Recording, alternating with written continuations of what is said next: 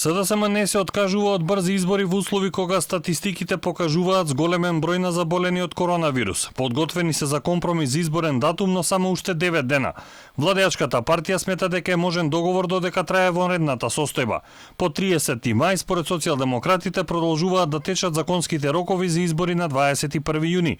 Заев и во интервју на регионална телевизија повика на избори, бидејќи на тој начин државата ќе добиела сигурни институции и ќе била стабилна за да може да се справи со сите проблеми. Ако сака господинот Мицковски, нека му биде кејфот.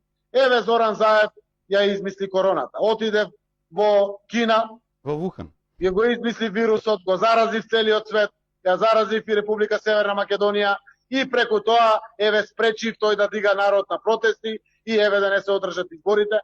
Нека бидам виновен за тоа. Немам проблем. Но дајте сега денеска сме исправени пред сериозни одлуки и одлуките треба да ги носиме. Од ВМРО ДПМН не ја отфрлаат можноста за договор, но истакнуваат дека нема приближување на ставовите. Она што го гледаат кај СДСМ засега е само обид за спас на кариерата на Заев. Велат дека здравието на граѓаните треба да биде приоритет. Во моментов потребна ни е сериозност наместо сарказам.